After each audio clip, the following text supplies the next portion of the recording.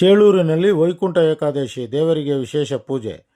ಚೇಳೂರು ನೂತನ ತಾಲೂಕು ಚೇಳೂರಿನ ಕೇಂದ್ರ ಭಾಗದಲ್ಲಿರುವ ಶ್ರೀ ವಾಸವಿ ಕನ್ನಿಕಾ ಪರಮೇಶ್ವರಿ ದೇವಾಲಯದಲ್ಲಿ ಆರ್ಯ ವೈಶ್ಯ ಕುಲಬಾಂಧವರಿಂದ ಸಂಭ್ರಮ ಸಡಗರದಿಂದ ವೈಕುಂಠ ಏಕಾದಶಿ ಅಂಗವಾಗಿ ಶ್ರೀ ಲಕ್ಷ್ಮೀ ವೆಂಕಟರಮಣ ಸ್ವಾಮಿಗೆ ವಿಶೇಷ ಪೂಜೆ.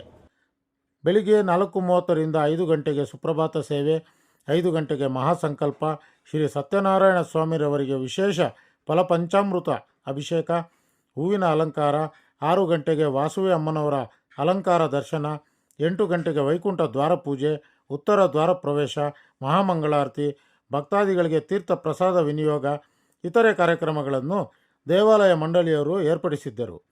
ಎಲ್ಲ ಆರ್ಯ ವೈಶ್ಯ ಮಹಾಮಂಡಳಿಯವರು ಬೆಳಿಗ್ಗೆ ಪ್ರಕಾರೋತ್ಸವ ಅಂಗವಾಗಿ ದೇವರಿಗೆ ರಾಜಬೀದಿಗಳಲ್ಲಿ ಮೆರವಣಿಗೆಯನ್ನು ಏರ್ಪಡಿಸಿದ್ದರು. ದೇವರಿಗೆ ವೇದ ಬ್ರಹ್ಮ ಮುರಳೀರಾವ್ ಸ್ವಾಮಿರವರು ಪೂಜಾ ಕಾರ್ಯಕ್ರಮಗಳನ್ನು ನೆರವೇರಿಸಿದರು.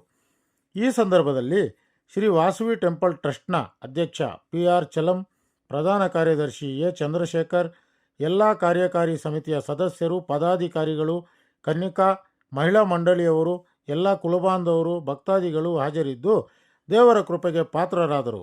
ವರದಿ ಭಾವ ಕೆ.